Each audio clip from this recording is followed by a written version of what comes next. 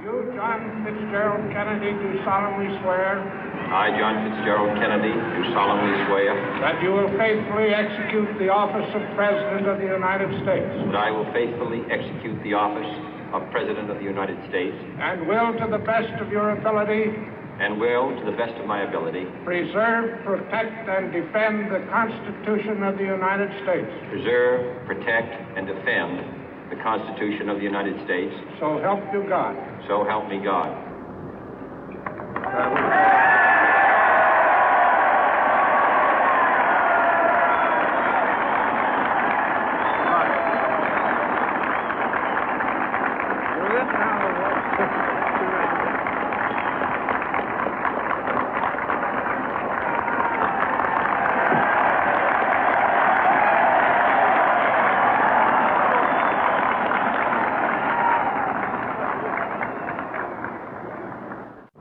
Vice President Johnson, Mr. Speaker, Mr. Chief Justice, President Eisenhower, Vice President Nixon, President Truman, Reverend clergy, fellow citizens. We observe today not a victory of party, but a celebration of freedom, symbolizing an end as well as a beginning, signifying renewal as well as change. For I have sworn before you and Almighty God the same solemn oath our forebears prescribed nearly a century and 3/4 ago.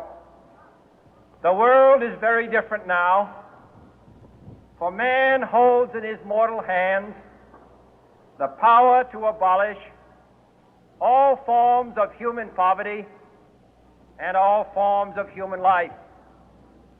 And yet the same revolutionary beliefs for which our forebears fought are still at issue around the globe. The belief that the rights of man come not from the generosity of the state, but from the hand of God. We dare not forget today that we are the heirs of that first revolution.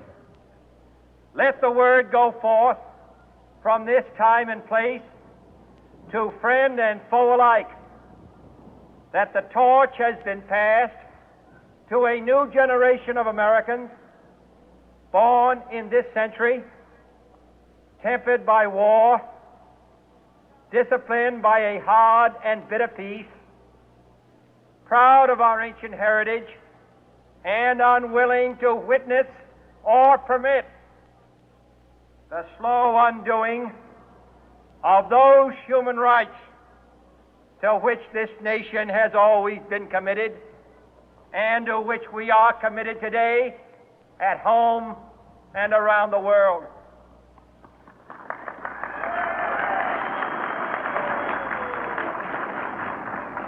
Let every nation know, whether it wishes us well or ill, that we shall pay any price, bear any burden, meet any hardship, support any friend, oppose any foe to assure the survival and the success of liberty.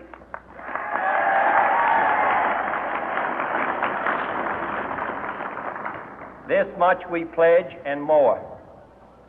To those old allies whose cultural and spiritual origins we share, we pledge the loyalty of faithful friends. United, there is little we cannot do in a host of cooperative ventures. Divided, there is little we can do, for we dare not meet a powerful challenge at odds and split asunder.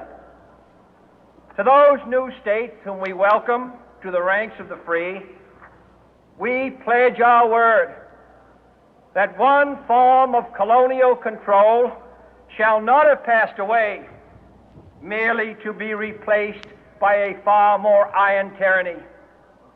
We shall not always expect to find them supporting our view, but we shall always hope to find them strongly supporting their own freedom, and to remember that in the past, those who foolishly sought power by riding the back of the tiger ended up inside.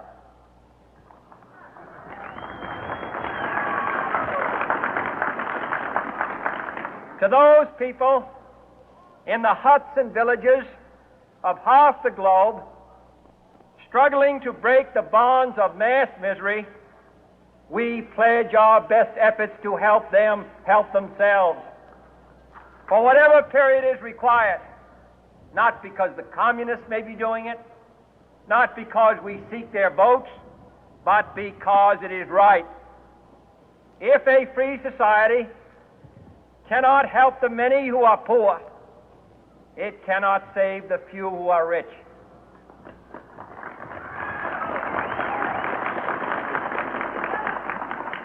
To our sister republics south of our border, we offer a special pledge to convert our good words into good deeds, in a new alliance for progress, to assist free men and free governments in casting off the chains of poverty.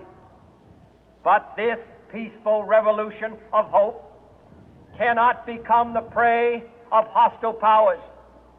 Let all our neighbors know that we shall join with them to oppose aggression or subversion anywhere in the Americas.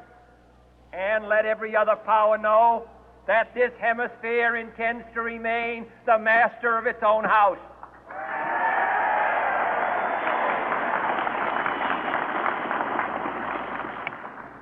To that World Assembly of Sovereign States, the United Nations, our last best hope, in an age where the instruments of war have far outpaced the instruments of peace, we renew our pledge of support to prevent it from becoming merely a forum for invective, to strengthen its shield of the new and the weak, and to enlarge the area in which its writ may run. Finally, to those nations who would make themselves our adversary, we offer not a pledge, but a request that both sides begin anew the quest for peace. Before the dark powers of destruction, unleashed by science, engulf all humanity in planned or accidental self-destruction, we dare not tempt them with weakness, for only when our arms are sufficient beyond doubt can we be certain beyond doubt that they will never be employed. But neither can two great and powerful groups of nations take comfort from our present course, both sides overburdened by the cost of modern weapons, both rightly alarmed by the steady spread of the deadly atom, yet both racing to alter that uncertain balance of terror that stays the hand of mankind's final war. So let us begin anew, remembering on both sides that civility is not a sign of weakness, and sincerity is always subject to proof. Let us never negotiate out of fear, but let us never fear to negotiate.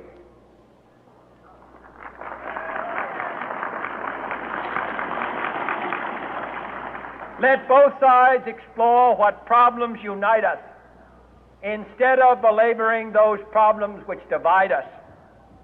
Let both sides, for the first time, formulate serious and precise proposals for the inspection and control of arms, and bring the absolute power to destroy other nations under the absolute control of all nations.